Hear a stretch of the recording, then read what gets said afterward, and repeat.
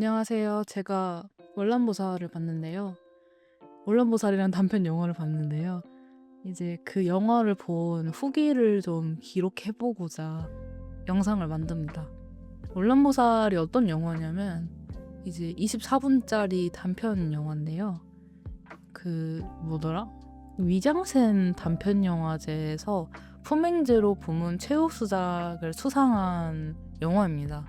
품행제로가 뭐냐면 그 코미디 부문인데, 이 영화제는 신기하게 그 수상을 했던 작품의 이름을 상 이름으로 만들더라고요.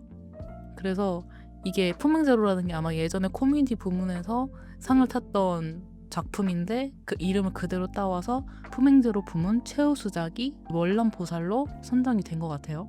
이 미장센 단편 영화제에서 수상한 영화들을 넷플릭스에서 볼 수 있다고 하길래 좀 재밌을 것 같아서 한번 봤어요. 길이도 24분짜리라서 되게 짧고 부담 없이 볼 수 있을 것 같아서, 바빠도. 그리고 기간도 되게 짧게 보여주더라고요. 그래서 7월 7일 가기 전에 빨리 봐야겠다 해서 제가 첫 번째로 선택한 게 월남보살이에요. 다른 작품들을 볼지는 모르겠는데 일단 워낙 재밌어 보이는 소재기도 하고 해서 한번 봐봤어요. 뭐 대충 어떤 내용이냐면, 그 주인공 김수연이라는 여자아이가 있습니다. 주인공 여자아이가 한국과 베트남 혼혈아예요.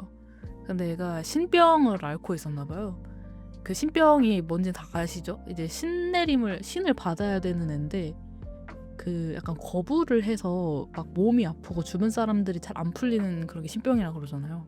그래서 얘가 결국 그 내림굿을 받기로 하는데, 이 내림굿을 받는 과정에서 내가 받은 신이 베트남 신이라는 걸 알게 돼요. 그래서 이제 그 내림굿을 한국에서 받았는데, 이 무당이 얘는 베트남 신을 받아서 베트남에 가서 무당으로 살아야 한다 이렇게 말을 해요.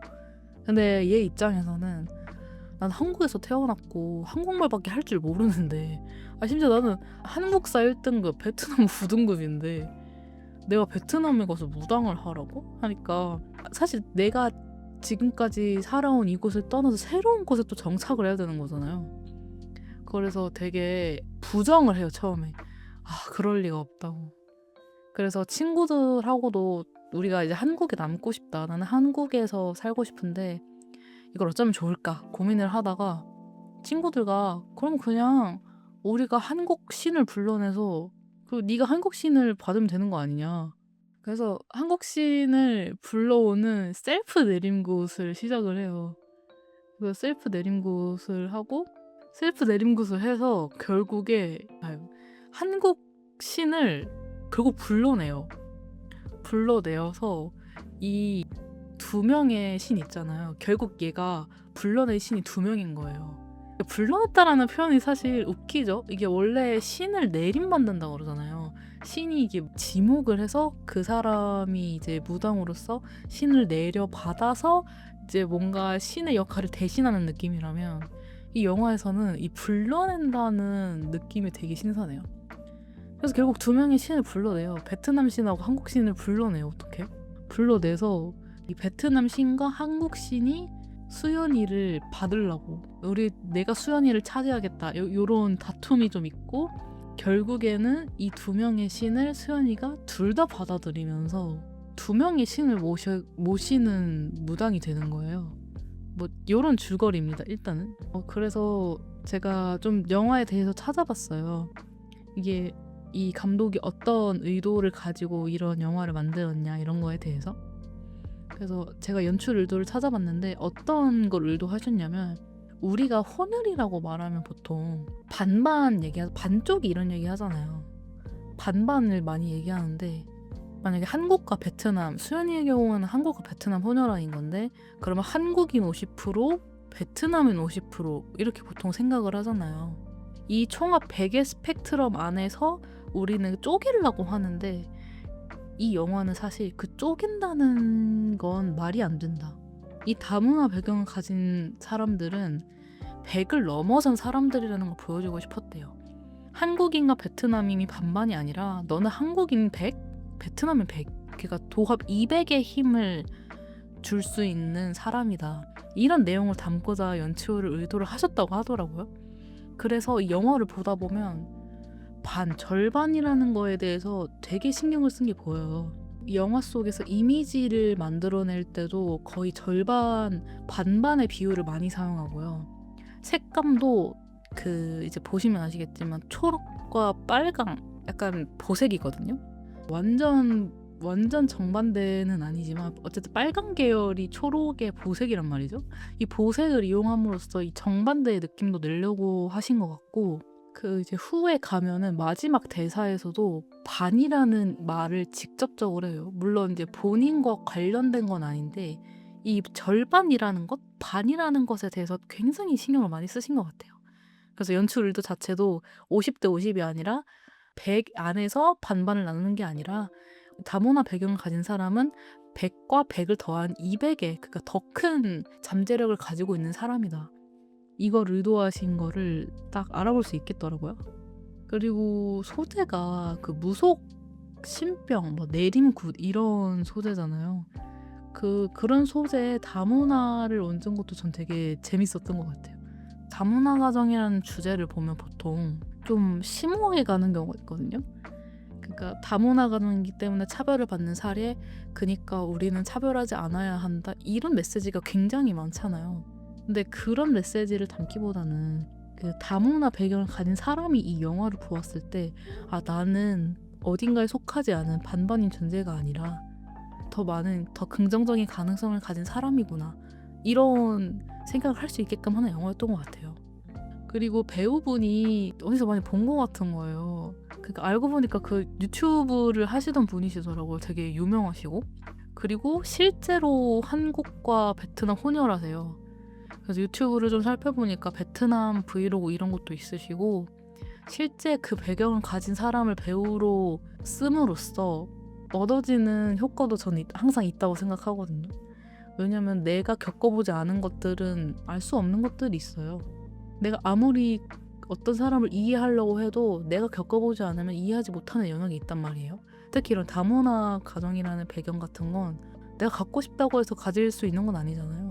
그래서 이런 경험을 가진 사람이 직접 배우로서 연기를 했다는 것 자체가 영화에 참 신경을 많이 썼구나, 이런 생각이 들었어요. 저는 제가 약간 인문학적인 요소 이런 거를 이 영화가 좀 생각을 해봤을 때 어떤 게 있었냐면, 빙의라는 것 있잖아요.